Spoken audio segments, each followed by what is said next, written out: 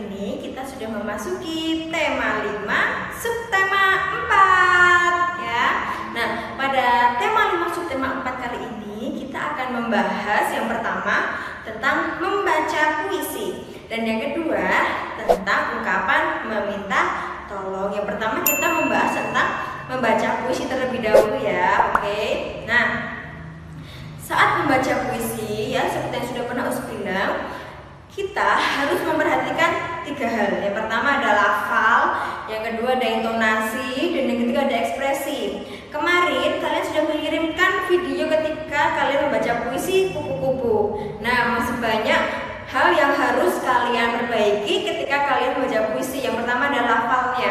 Ketika membaca puisi, sebaiknya lafalnya harus jelas ya. Jangan membaca puisi terlalu cepat.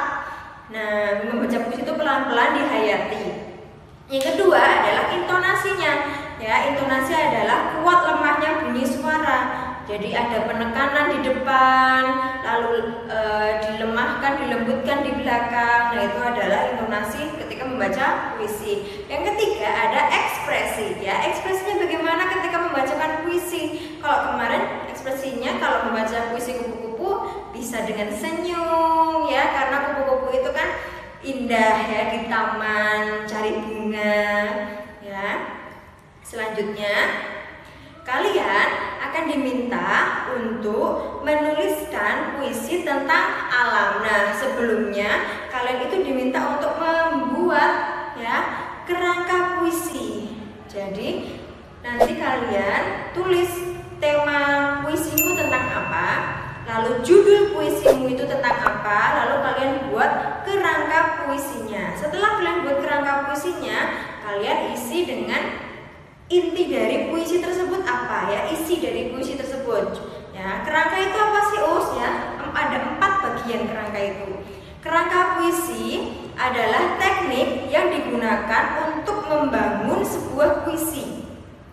Kerangka puisi mengandung pokok informasi yang ingin dijabarkan di setiap bait. Nah, sebuah puisi yang baik harus disusun dari kerangka yang isinya saling berkaitan. Nah, contoh ini. Contoh kerangka puisi, contohnya ini tentang alam ya, sebagai berikut.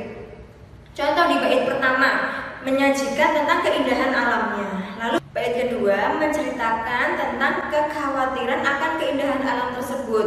Bait ketiga menyajikan betapa lingkungan saat ini tuh sedang rusak ya. Seperti yang kita ketahui, banyak terjadi gempa bumi, banyak terjadi banjir ya, karena lingkungan saat ini telah rusak. Nah, itu kalian bisa buat puisi. Lalu yang bait keempat yaitu menyajikan ajakan untuk melestarikan alam ya. Silahkan nanti kalian buat ya 4 kerangkanya. Nah, setelah itu kalian bisa tulis inti atau isi dari puisi kamu itu apa. Kalau tadi contoh dari Us itu kan tentang kerusakan alam, berarti isi puisinya belakang ini banyak terjadi bencana alam yang terjadi di banyak daerah. Nah, sebaiknya kita harus selalu menjaga lingkungan agar kelestarian alam dapat berlangsung sampai nanti kita tua, agar tidak terjadi bencana alam lagi. Nah, itu isi dari puisinya seperti itu. Kalian bisa buat puisi kalian sendiri dengan menuliskan kerangkanya dulu. Jadi ya, setelah menuliskan kerangka, kalian tulis isi puisinya itu tentang apa. Nah, selanjutnya kita akan belajar tentang ungkapan meminta tolong. Nah, saat membutuhkan bantuan, kita sebaiknya menggunakan kata-kata yang santun ketika minta tolong. Salah satunya menggunakan kata tolong ya. Ucapkan kata tolong di depan. Ma, tolong ambilkan bajuku seragam hari Selasa. Nah, contoh kalimat meminta tolong yang sopan. Oke? Kata tolong digunakan saat kita kesulitan melakukan sesuatu dan kita membutuhkan bantuan orang lain. Kalau kalian yang butuh, berarti kalian yang harus sopan untuk meminta kepada orang lain. Oke? Nah, kalian perhatikan gambar berikut ya. Gambar berikut ini menunjukkan sikap sopan dan santun ya ketika meminta tolong kepada orang lain, yaitu sikapnya Benny ya ketika meminta tolong kepada orang lain. Nah, coba kalian baca dialognya. Maaf mengganggu, namaku Benny. Bolehkah meminta tolong mengambilkan foto dengan latar Candi Borobudur? Nah, sopan kan meminta tolong yang Benny?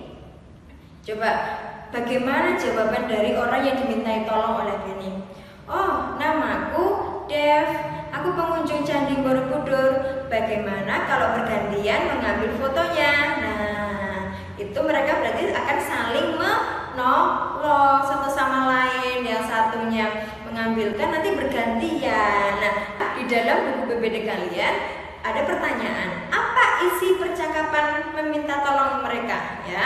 Bagaimana coba jawabannya? Kalau ada percakapan berikut ini, percakapan di sini ini, nah isinya tentang apa?